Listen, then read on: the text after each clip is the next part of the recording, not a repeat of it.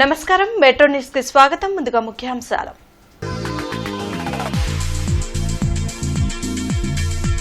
రైతుల గురించి మాట్లాడే నైతిక అర్హత మాజీ సీఎం జగన్ కు లేదు, మండిపడ్డ మంత్రి సవిత.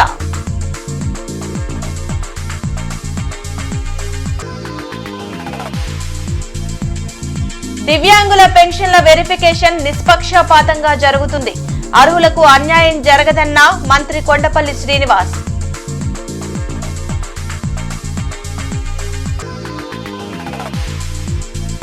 ఇమాంలు మౌజన్లకు గౌరవ వేతనం విడుదలపై ఎమ్మెల్యే నసీర్ హర్షం వ్యక్తం. ఇచ్చిన ప్రతి హామీని కూటమి ప్రభుత్వం అమలు చేస్తుందని వెల్లడి.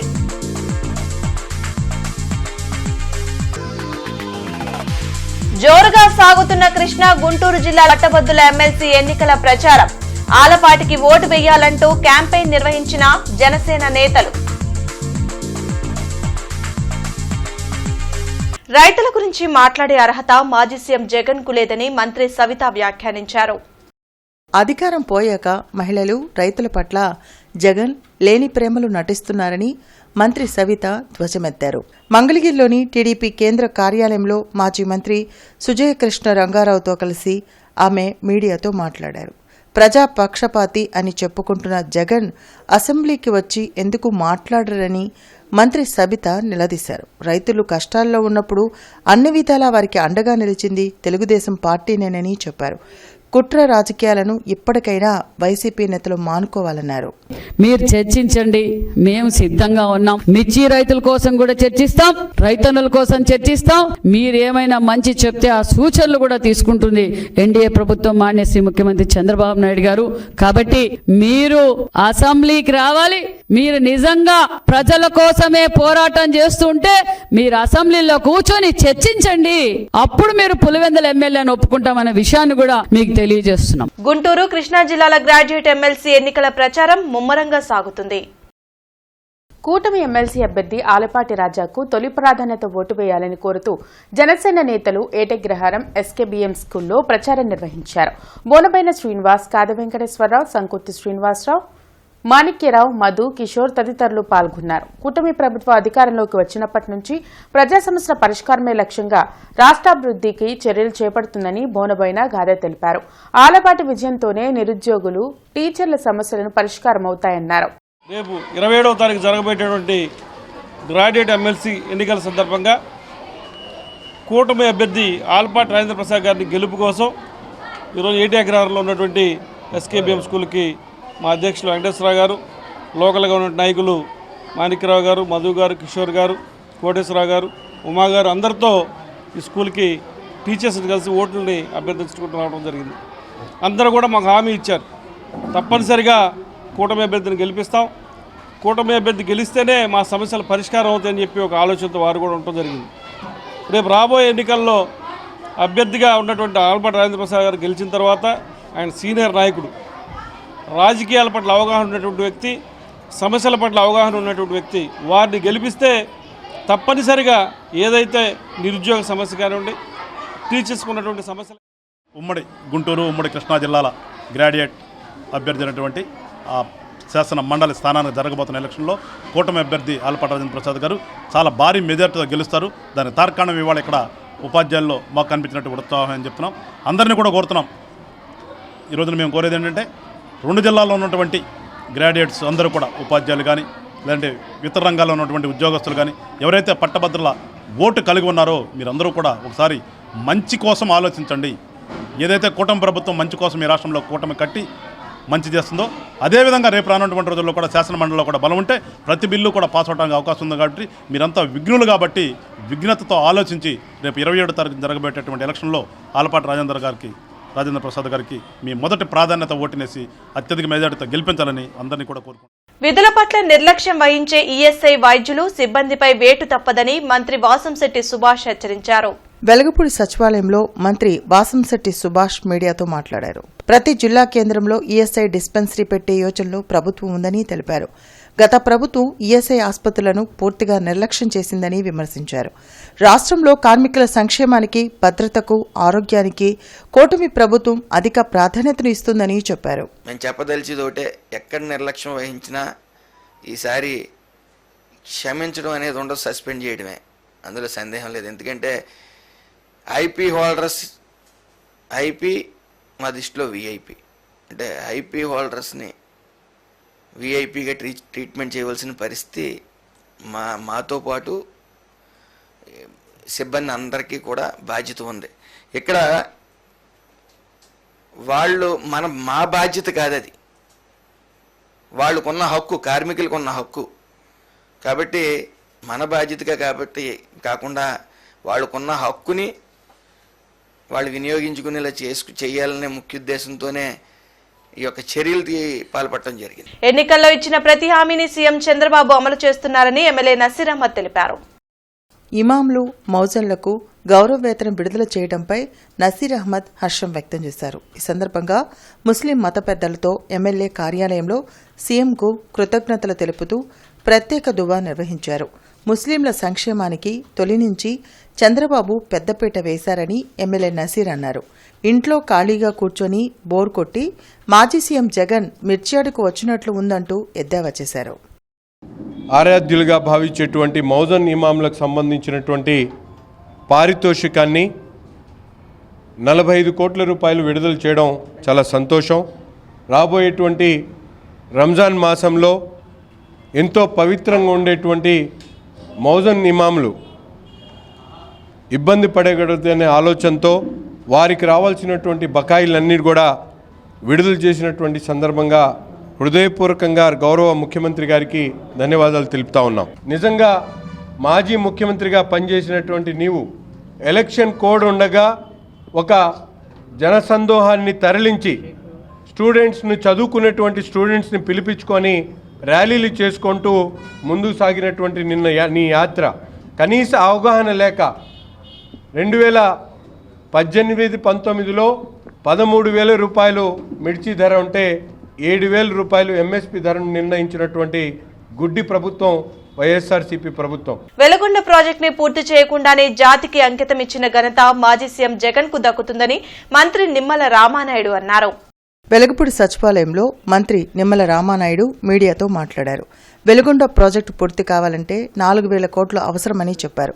2014లో టీడీపీ ప్రభుత్వం దాదాపు 30% ప్రాజెక్టు పనులను పూర్తి చేసిందని మంత్రి గుర్తు చేశారు.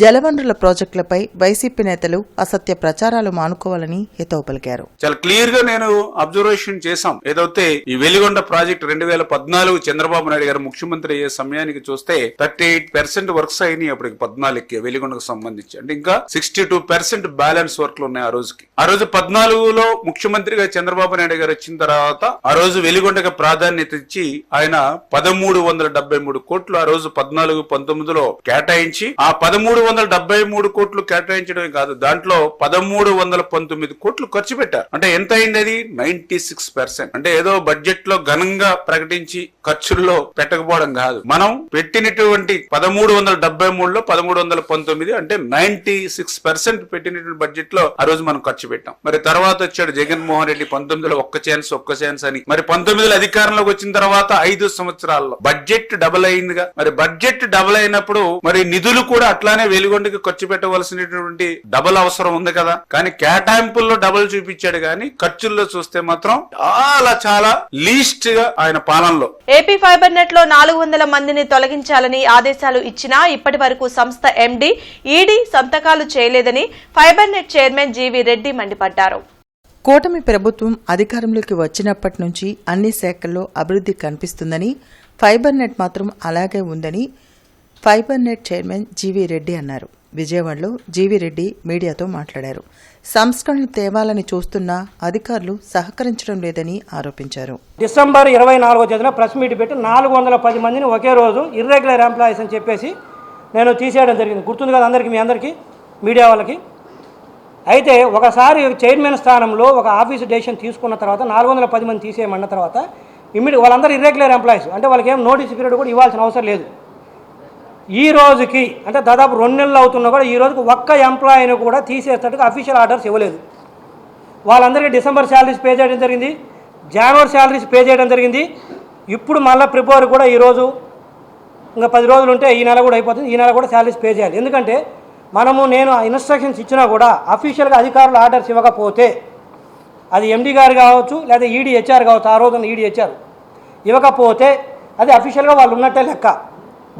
రాష్ట్రంలో దివ్యాంగుల పెన్షన్ వెరిఫికేషన్ పారదర్శకంగా జరుగుతుందని మంత్రి కొండపల్లి శ్రీనివాస్ తెలిపారు. వెలగపూడి సచివాలయంలో మంత్రి కొండపల్లి శ్రీనివాస్ మీడియాతో మాట్లాడారు. రాష్ట్రంలో దాదాపు 8 లక్షల మంది దివ్యాంగులకు సామాజిక భద్రతా పింఛన్లు పంపిణీ చేస్తున్నట్లు చెప్పారు. అర్హులైన ఏ ఒక్కరికి అన్యాయం జరగదని మంత్రి స్పష్టం చేశారు. మార్చి 15 కల్లా ఎంఎస్ఎంఈల సర్వే పూర్తి చేయనున్నట్లు ప్రకటించారు. రూల్ పొజిషన్ ఏదైతే ఉందో కొత్తగా మేము రూల్స్ ఫార్ములేట్ చేయలేదు. గతంలో ఉన్న రూల్సే మళ్ళీ వీరు రీవెరిఫై చేస్తున్నారు. ఏవైతే గతంలో ఏర్పడిన రూల్స్ ఉన్నాయో ఫస్ట్ నుంచి ఫాలో అవుతున్నారో వాటినే మళ్ళీ రీవెరిఫై చేస్తున్నారు. అంటే దేంట్లో ఇంకోటి ఏంటంటే వెరిఫికేషన్ ప్రాసెస్లో చాలా ట్రాన్స్పరెంట్గా ఎటువంటి ఎవరు చేస్తున్నారు, ఏ డాక్టర్ చేస్తున్నారని కూడా ఎవరికి తెలియదు. అంటే ఒక జోన్లో ఉన్న డాక్టర్ వేరే జోన్కి వెళ్ళి వెరిఫై చేస్తున్నారు. సో ఇందులో ఎటువంటి ఇన్వాల్వ్మెంట్ కూడా ఉండదు. సో చాలా ట్రాన్స్పరెంట్ విధానాన్ని తీసుకొచ్చాము. వెరిఫికేషన్ ప్రాసెస్ కూడా చాలా క్లియర్గా ఏవైతే గతంలో ఫామ్ చేసిన రూల్సే, కొత్తగా ఏమీ రూల్స్ లేవు. మాజీ సీఎం జగన్ భద్రత విషయంలో కూటమి ప్రభుత్వం నిర్లక్ష్యంగా వ్యవహరిస్తుందని ఎమ్మెల్సీ బొత్స సత్యనారాయణ ధ్వజమెత్తారు. గుంటూరులో జరిగిన జగన్ పర్యటనలో సెక్యూరిటీ వైఫల్యాలపై గవర్నర్ జస్టిస్ అబ్దుల్ నజీర్ను కలిసి ఫిర్యాదు చేశారు. వైసీపీ ప్రభుత్వ హయాంలో ప్రతిపక్ష నాయకులకు ఎప్పుడైనా భద్రత దక్కించామా అని ప్రశ్నించారు. మ్యూజికల్ నైట్కు అడ్డురాని ఎన్నికలకు జగన్ పర్యటనకు ఎలా వర్తిస్తుందని నిలదీశారు. కూటమి ప్రభుత్వం అధికారంలోకి వచ్చాక ఇప్పటి వరకు రైతులకు చేసింది ఏమీ లేదని బొత్స విమర్శించారు. నేను రోజున పూర్తిగా సెక్యూరిటీ ల్యాబ్సెస్ 100%, ఒక్క యూనిఫామ్ ఉన్న కానిస్టేబుల్ ఒక్కరు కూడా ఆ చుట్టుపక్కల లేకుండా ఏదైనా అవాంఛనీయ సంఘటనలు జరిగేటట్టుగా వారు ప్రేరేపించేటట్టుగా వారు నేను జరిగిన ప్రయత్నం చూస్తుంటే చాలా అనిపించింది. అందుకని గవర్నర్ గారికి మేము అందరం వచ్చి ఆయన తాలూకా భద్రత మీద ఆందోళన వ్యక్తం చేస్తూ ఇలాంటి సెక్యూరిటీ ల్యాబ్సెస్ ఉన్నాయి, ప్రభుత్వం వాంటెడ్లీ చేయాలని, ఆయన్ని ఇబ్బంది పెట్టాలని ఆయనకి ఉన్న సందర్భంలో ఆయన రక్షణ కల్పించి ఇలాంటివి మళ్ళీ పునరావృతం కాకుండా. గుంటూరులోని జనచైతన్య వేదిక హాల్లో Amaravati institute of social sciences మరియు ఆధ్వర్యంలో గాంధీయే మార్గం పుస్తక ఆవిష్కరణ సభకు జనచైతన్య వేదిక రాష్ట్ర అధ్యక్షులు వల్లంరెడ్డి లక్ష్మణరెడ్డి అధ్యక్షత వహించారు. ఈ సందర్భంగా డాక్టర్ నాగశ్రీ వేణుగోపాల్ ప్రసంగిస్తూ ప్రపంచానికి అహింస ఆయుధాన్ని అందించిన మహనీయుడు మహాత్మా గాంధీజీ అని కొనియాడారు. మాజీ మంత్రి డొక్కా మాణిక్యవర ప్రసాద్ ప్రసంగిస్తూ గాంధీయుజాన్ని ఆచరించకపోతే వీరరాఘవరెడ్డి లాంటి వాళ్లు పెరుగుతారని, కుల మత ప్రాంతీయ విద్వేషాలను రెచ్చగొట్టవద్దని, ప్రజల ఐక్యతే సమాజానికి మేలు చేస్తుందని అన్నారు. జనచైతన్య వేదిక రాష్ట్ర అధ్యక్షులు వల్లంరెడ్డి లక్ష్మణరెడ్డి ప్రసంగిస్తూ నేడు మతోన్మాద శక్తులు గాంధీజీ నెహ్రూల పట్ల ద్వేషభావం పెంపొందిస్తున్నారని, సోషల్ మీడియా వాట్సాప్ యూనివర్సిటీల ద్వారా విద్వేష ప్రచారం చేస్తున్నారని ఆవేదన వ్యక్తం చేశారు. గాంధీజీతో పాటు నెహ్రూ, లాల్ బహదూర్ శాస్త్రి, సుశీలా నయ్యర్, బీసీ రాయ్ అంటే ఆయన పర్సనల్ డాక్టరు, లోహియా, జయప్రకాష్ నారాయణ్, లేదా మన ప్రాంతానికి వస్తే కృష్ణశాస్త్రి, కుటుంబరావు, గోపీచంద్, దేవరకొండ బాలగంగాధర్ తిలక్, దాశరథి, జాషువా, ఉన్నవ లక్ష్మీనారాయణ, కనుపర్తి వరలక్ష్మమ్మ, వీళ్ళంతా కూడా గాంధీని చాలా స్పష్టంగా గొప్పగా విశ్లేషించారు.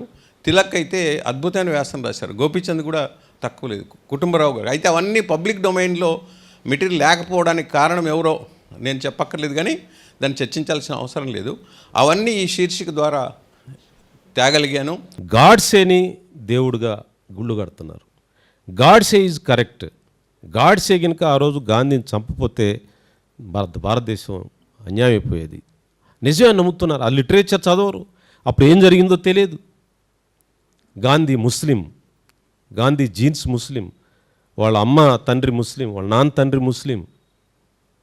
ఇలాంటి మాట్లాడేవాళ్ళు చాలా చాలా ప్రముఖులు మనందరు కళ్ళ ముందు తిరిగేవాళ్ళే. వాడు వాట్సాప్ కొట్టడం మీకు అర్థమైపోతుంది. హైదరాబాద్లో మనందరి ముందు నివసించేవాళ్ళు.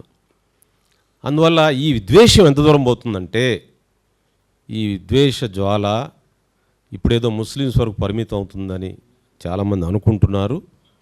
కాదు, ఆ విద్వేషం మహిళలకు అన్యాయం జరుగుతుంది. ఎవరన్నా సంపూర్ణ మద్య నిషేధం ప్రకటించమని అంటే ప్రభుత్వాలు ఎలా నడుస్తాయండి? ఆదాయం ఎక్కడి నుంచి ఉంది? వనరులేయి. ఆంధ్రప్రదేశ్లోనే 30,000 కోట్ల రూపాయలు బడ్జెట్లో చూపిస్తున్నారు. 30,000 కోట్ల రూపాయలు రాష్ట్ర ప్రభుత్వానికి మద్యం అమ్మటం ద్వారా ఆదాయం వస్తుందంటే కనీసం 50-60 కోట్ల రూపాయలు మద్యం ప్రజలు తాగాలి. ప్రజలు తాగుతూ ఉంటే ప్రభుత్వం నడుస్తూ ఉండే పరిస్థితి తీసుకొచ్చారు. ఈరోజు భారతదేశంలో పేదరికానికి ఒక ప్రధాన కారణం పేదలు తమ ఆదాయంలో అత్యధిక భాగం మద్యం లాంటి మత్తుపానీయాలకి ఖర్చు పెట్టడం అనేది. మిర్చి రైతుల్ని నట్టేట ముంచిన వ్యక్తి వైఎస్ జగన్ అని మాజీ మిర్చి యార్డ్ చైర్మన్ మన్నవ సుబ్బారావు మండిపడ్డారు. మంగళగిరిలోని టీడీపీ కేంద్ర కార్యాలయంలో మన్నవ సుబ్బారావు మీడియాతో మాట్లాడారు. గత ప్రభుత్వ హయాంలో గుంటూరు మిర్చి యార్డ్లో భారీ స్థాయిలో అవినీతి, అరాచకాలు జరిగాయని ఆరోపించారు. మిర్చి పంటకు మద్దతు ధర సరిగ్గా లేకపోతే గతంలో టీడీపీ ప్రభుత్వం బోనస్లు చెల్లించిన విషయం రైతులు మర్చిపోలేదన్నారు. ప్రభుత్వంపై బురద జల్లేందుకే జగన్ మిర్చియార్డుకు వచ్చారు తప్ప రైతులకు మేలు చేసేందుకు కాదని మన్నవ సుబ్బారావు విమర్శించారు. వైసీపీ సానుభూతి పరులుగా ఉన్నటువంటి వ్యాపారులు ఎవరైతే ఉన్నారో అక్కడ వాళ్ళు 200 నుంచి 300 కోట్ల రూపాయలు ఎగవేశారు రైతులకి చెల్లించాల్సిన డబ్బులు చెల్లించకుండా. ఇప్పటికి కూడా వాళ్ళ మీద ఎలాంటి చర్యలు తీసుకోలేదు. ఇప్పుడు ఈ ప్రభుత్వం అధికారంలోకి వచ్చిన తర్వాత ఇప్పుడే వాళ్ళ మీద చర్యలు తీసుకోవటం ప్రారంభమైంది. వాస్తవానికి 2019, 20, 21, 22లో ఆ రోజు ధరలు ఎంత ఉన్నాయి, ఇప్పుడు ధరలు ఎంత ఉన్నాయి. ఆయన 20,000 రూపాయలు ఉన్నాయి అన్నాడు. 20,000 రూపాయలు లేవు. ఆయనే ముఖ్యమంత్రి ఆ రోజు, అప్పటి ముఖ్యమంత్రి జగన్మోహన్ రెడ్డి ఆ రోజు శ్రీ మరియు శిశు సంక్షేమ శాఖ, విద్యాశాఖ సంయుక్తంగా నిర్వహిస్తున్న అంగన్వాడీ కార్యకర్తల 6 రోజుల ప్రత్యేక శిక్షణ కార్యక్రమాన్ని డీఈఓ సివి రేణుక సందర్శించారు. ఈ సందర్భంగా ఆమె మాట్లాడుతూ ప్రైవేటు స్కూళ్లకు దీటుగా అంగన్వాడీ కేంద్రాలను నిర్వహించాలని అన్నారు. ఈ కార్యక్రమంలో అబ్దుల్ కుద్దూస్, ఎండి కాసిం, బి జ్యోతి, శైలజ, అనురాధ, రమాదేవి పాల్గొన్నారు. ముఖ్యంగా మన ప్రైమరీ స్కూల్స్ వెళ్లే సమయానికి మీరు కొంత బాగా సంసిద్ధులు చేసి పంపించారు. చాలా గొప్ప యాక్టివిటీస్ అంతా ప్లాన్ చేశారు. చూసాను నేను. ఐ గాన్ టు ద అంటే కంటెంట్ కూడా మీకు ఇచ్చిందంతా కూడా నేను చూశాను. చక్కగా అంటే పిల్లలకి ఎంత నేర్పితే ఎంత నేర్చుకుంటారు. మా చిన్నపిల్లలు ఫస్ట్ స్టార్ట్ అయ్యే వాళ్ళ విద్య స్టార్ట్ అయ్యేది మీ దగ్గర అని చెప్పుకోవచ్చు. మా క్లాస్ 1కి వచ్చే లోపల మీరు ప్రైమరీ స్కూల్స్లో ఎలా, మన ఎల్కేజీ, యూకేజీ, నర్సరీ స్కూల్స్లో, ప్లే స్కూల్స్లో ఎలాగైతే పిల్లలు కొంత తయారయ్యి క్లాస్ 1కి పెడతారో అలా మీ దగ్గర కూడా అంగన్వాడీస్లో కూడా ఇప్పుడు ఫీడింగ్ మాత్రమే కాదు, మీరు కూడా చాలా నేర్పి పిల్లలు పంపిస్తున్నారు. సో ఈ సర్టిఫికేట్ కోర్స్ కూడా మీకు చాలా హెల్ప్ఫుల్ అవుతుంది. మానవతా స్వచ్ఛంద సేవా సంస్థ ఆధ్వర్యంలో 2025 జేఈఈ మెయిన్స్ లో భారతదేశం మొత్తంలో 100% వచ్చిన గుత్తికొండ సాయి మనోజ్ఞ అభినందన సభ భాషం క్యాంపస్ లో ఘనంగా జరిగింది. ప్రముఖ సైకాలజిస్ట్ ప్రత్యూష సుబ్బారావు మాట్లాడుతూ ప్రతిభకు పేదరికం అడ్డుకాదని, పరిస్థితులను తమకు అనుకూలంగా మలుచుకొని నాయకత్వ లక్షణాలు పెంపొందించుకొని ఉన్నత స్థానం పొందిన గూగుల్ కంపెనీ ముఖ్య కార్యనిర్వాహక అధికారి సుందర్ పిచ్చయ్య ఉదాహరణ ద్వారా వివరించారు. విజయం సాధించిన వారిని అభినందించడం ద్వారా మనం కూడా విజేతలుగా మారుతామని తెలియజేశారు. ప్రొఫెసర్ అరవింద్ మాట్లాడుతూ శారీరక దృఢత్వం, మానసిక దృఢత్వం పెంపొందించుకొని ఏకాగ్రతతో రాబోయే పరీక్షలను ఎదుర్కొనాలని విద్యార్థులకు సూచించారు. మానవతా చైర్మన్ పావులూరి రమేష్ మాట్లాడుతూ విద్యతో పాటు విలువలు నేర్చుకుని ఉత్తమ పౌరులుగా జీవించడంతో ఉన్నత స్థాయికి ఎదగలరని విద్యార్థులకు బోధించారు. మానవతా సెక్రటరీ సతీష్ మాట్లాడుతూ విద్యా కేంద్రమైన గుంటూరుకు కీర్తి ప్రతిష్టలు తీసుకువచ్చిన గుత్తికొండ సాయి మనోజ్ఞ భారతదేశానికి గర్వకారణమని తెలిపారు. జేఈఈ అడ్వాన్స్ మరియు 2వ మెయిన్స్ లో మరింత ఉత్సాహంగా చదివి మరిన్ని విజయాలు సాధించాలని విద్యార్థులను కోరారు. ప్రిన్సిపల్ మాదల శ్రీనివాసరావు విద్యార్థులకు అద్భుతంగా తర్ఫీదు ఇస్తున్న లెక్చరర్స్ ను, సహకరిస్తున్న ఇతర సిబ్బందిని అభినందించారు. అనంతరం 2025 జేఈఈ మెయిన్స్ లో 100% సాధించిన గుత్తికొండ సాయి మనోజ్ఞను శాల్వా, షీల్డ్, పూల మొక్కతో ఘనంగా సన్మానించారు. Principal Madala Srinivasarao, subject lecturers ను మానవతా సభ్యులు ఘనంగా సత్కరించారు. కార్యక్రమంలో మానవతా చైర్మన్ పావులూరి రమేష్, సెక్రటరీ సతీష్, విద్యా committee chairman Nutalapati Aravind, convener Pratyusha Subbarao తదితరులు పాల్గొన్నారు. మెడికల్ ఎంట్రన్స్ కోసం టాప్ పిల్లలు మొత్తాన్ని ఒక 50 మంది పిల్లల్ని ఒకే చోట పెట్టారు. ఆ రూమ్లో ఉంది అమ్మాయి, 50 మంది పిల్లలు. ఆ అమ్మాయికి ఎంసెట్ స్టేట్ ఫస్ట్, నీట్లో ఆల్ ఇండియా 4th ర్యాంక్ వచ్చింది. ఆ క్యాంపస్ ఆ అమ్మాయికి సన్మానం చేస్తా ఆ 50 మంది పిల్లలు లేచి బికాస్ ఆఫ్ ప్రియాంక ప్రియాంక మా క్యాంపస్లో ఉండడం, ప్రియాంక నా రూమ్లో ఉండడం, ప్రియాంక మా అది మొత్తం 50 మందికి ఒకే కామన్ హాల్. ఇక్కడ రూమ్స్ అయితే మరి డివైడ్ అయితేనే అక్కడ చేసిన పని ఏంటంటే మొత్తం 50 మంది 50 మంచాలు. ప్రియాంక మా రూమ్లో ఉండడం 50 మందిలో 49 మందికి first attempt medical seat. Guntur Mastanvali దర్గాను వక్ఫ్ బోర్డ్ డైరెక్ట్ మేనేజ్మెంట్ లోకి తీసుకుని దర్గా పవిత్రతను కాపాడాలని షేక్ సుబానీ, షేక్ నాగుల్ మీరా కోరారు. ఆంధ్రప్రదేశ్ రాష్ట్ర వక్ఫ్ బోర్డుకి సంబంధించిన గుంటూరు నగరంలోని ప్రసిద్ధ పుణ్యక్షేత్రమైన హజరత్ కాలే మస్తాన్ వలీ దర్గా పవిత్రతను భంగం కలిగించడమే కాకుండా రావి రామ్మోహన్ రావు అతని కుమారుడు మస్తాన్ సాయి దర్గాను వ్యాపార కేంద్రంగా మార్చారని ముస్లిం సేన రాష్ట్ర అధ్యక్షులు, మాజీ గుంటూరు జిల్లా Waqf board joint secretary Sheikh Subhani, ముస్లిం హక్కుల పరిరక్షణ సమితి రాష్ట్ర అధ్యక్షులు షేక్ నాగుల్ మీరా దుయ్యబట్టారు. ఈ సందర్భంగా వారు మాట్లాడుతూ రావి రామ్మోహన్ రావు కుటుంబానికి ఈ దర్గాకు సంబంధం లేదని కోర్టు స్పష్టం చేసినా గత వక్ఫ్ బోర్డులో ఇతనిపై చర్యలు తీసుకోవాలని షోకాజ్ నోటీసు ఇచ్చి డైరెక్ట్ మేనేజ్మెంట్లోకి తీసుకోవాలని వక్ఫ్ బోర్డు నిర్ణయించినప్పటికీ వక్ఫ్ బోర్డు సీఈఓపై గత ప్రభుత్వంలో రాజకీయ ఒత్తిళ్ల మేరకు ఎటువంటి చర్యలు తీసుకోలేదన్నారు. త్వరలో మస్తాన్వలి బాబా భక్తుల్లో ఉన్న అన్ని వర్గాల వ్యక్తులను కలుపుకొని మస్తాన్వలి బాబా పరిరక్షణ కమిటీగా ఏర్పడి పలువురు అధికారులకు, నాయకులకు ఫిర్యాదు చేసి మస్తాన్వలి బాబా పవిత్రతను కాపాడతామని తెలిపారు. కార్యక్రమంలో కాంగ్రెస్ పార్టీ రాష్ట్ర యువజన విభాగం రాష్ట్ర ప్రధాన కార్యదర్శి అనిల్, మైనార్టీ నాయకులు సైదా, సత్య పలువురు పాల్గొన్నారు.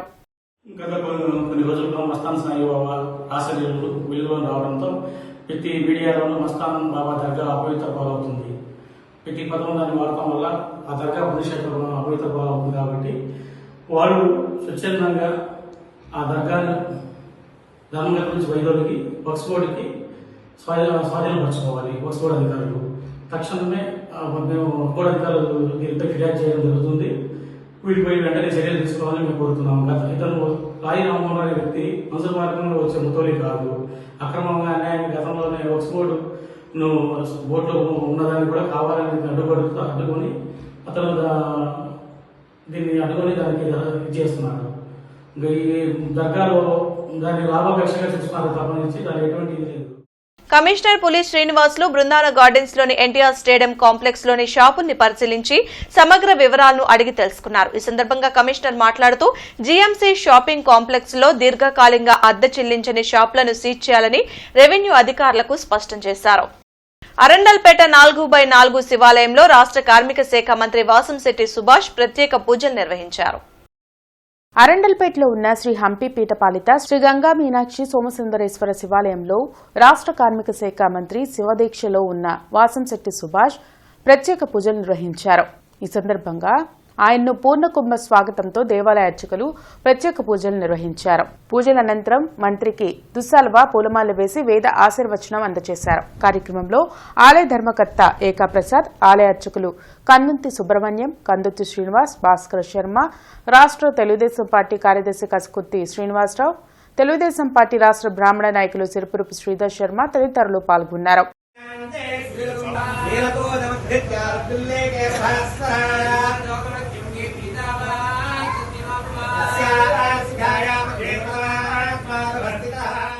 అఖిల భారత యువజన సమైక్య ఆధ్వర్యంలో శంకరకంటి పెదకాకాని వారి సౌజన్యంతో జిల్లా అంధత్వ నివారణ సంస్థ సహకారంతో జరుగుతున్న ఉచిత కంటి వైద్య శిబిరాన్ని పేద ప్రజలు ఉపయోగించుకోవాలని సిపిఐ జిల్లా కార్యదర్శి జంగాల అజయ్ కుమార్ అన్నారు.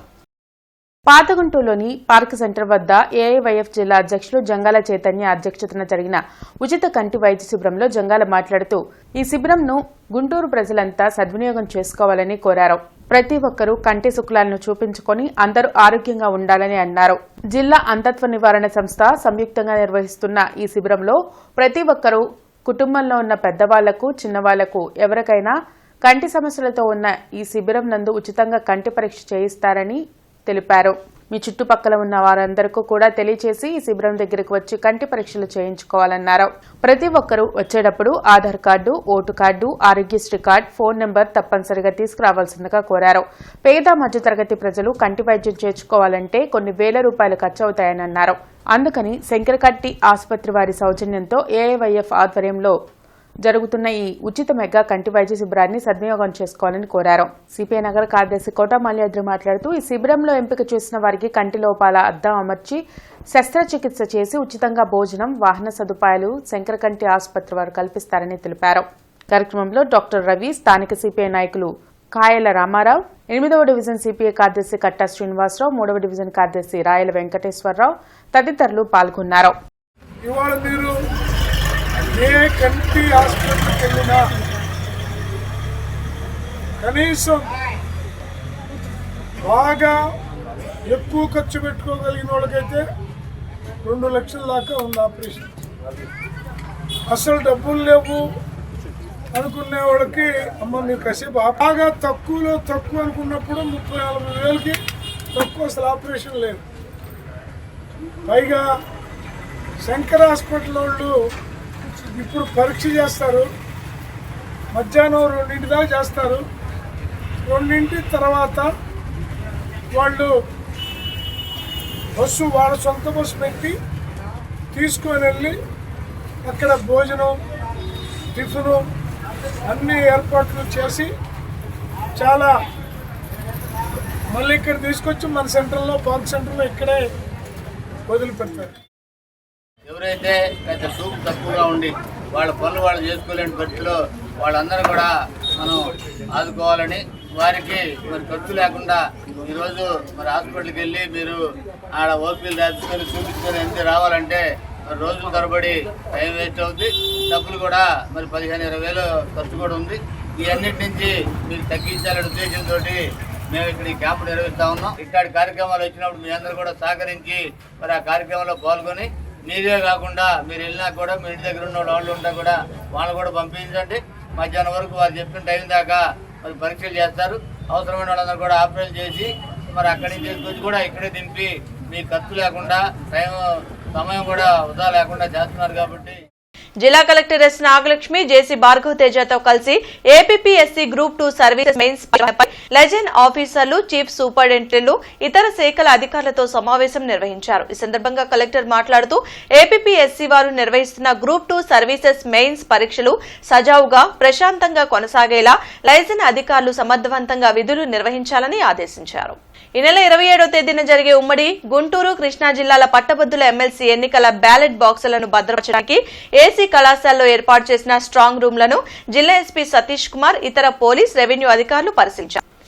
ఈ సందర్భంగా ఎస్పీ రెవెన్యూ శాఖ తరపున చేసే ఏర్పాట్ల గురించి ఆరా తీసి పోలీస్ మరియు రెవెన్యూ శాఖ అధికారులు సమన్వయం చేసుకుంటూ స్ట్రాంగ్ రూముల్లో భద్రపరుస్తున్న బ్యాలెట్ బాక్సుల భద్రత విషయంలో ఎటువంటి అవాంఛనీయ సంఘటనలు జరగకుండా ముందస్తు జాగ్రత్త చర్యలు చేపట్టాలని పోలీసు శాఖ తరపున తగినంత మంది సిబ్బందిని స్ట్రాంగ్ రూమ్ల బందోబస్తు నిమిత్తం కేటాయిస్తామని తెలిపారు.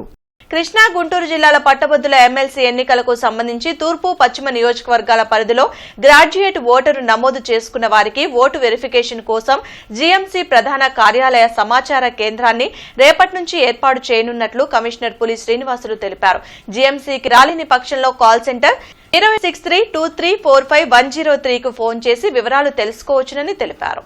కలెక్టర్ నాగలక్ష్మి, జిల్లా ఎస్పీ సతీష్ కుమార్, కమిషనర్ పులి శ్రీనివాసులతో కలిసి జిల్లా స్థాయి రహదారి భద్రతా కమిటీ సమావేశంలో పాల్గొన్నారు. ఈ సందర్భంగా కలెక్టర్ మాట్లాడుతూ జిల్లాలోని రహదారులపై ప్రమాదానికి కారణమవుతున్న బ్లాక్ స్పాట్ ప్రాంతాలను గుర్తించి వాహనాల ప్రమాదాలు జరగకుండా అక్కడ అవసరమైన చర్యలు తీసుకోవాలని ఆదేశించారు. రేపు ఉదయం 8 గంటల నుండి 11 గంటల వరకు వార్షిక మరమ్మతుల కారణంగా ఐపీడీ కాలనీ 1వ లైన్ నుంచి 10వ లైన్ వరకు, ఇందిరా కాలనీ 1వ లైన్ నుంచి 7వ లైన్ వరకు, ఎల్ఆర్ కాలనీ 1వ లైన్ నుంచి 7వ లైన్ వరకు, గాంధీనగర్ 1 నుంచి 7 వరకు విద్యుత్ సరఫరాకి అంతరాయం కలుగుతుందని వినియోగదారులు సహకరించాలని విద్యుత్ అధికారులు తెలిపారు. బులెటిన్ ముగించే ముందు ముఖ్యాంశాలు మరోసారి.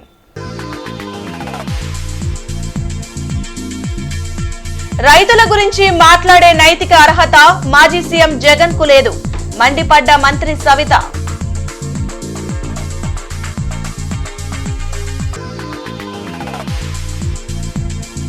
దివ్యాంగుల పెన్షన్ల వెరిఫికేషన్ నిష్పక్షపాతంగా జరుగుతుంది, అర్హులకు అన్యాయం జరగదన్న మంత్రి కొండపల్లి శ్రీనివాస్.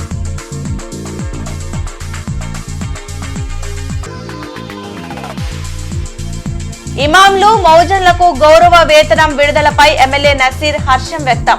ఇచ్చిన ప్రతి హామీని కూటమి ప్రభుత్వం అమలు చేస్తుందని వెల్లడి.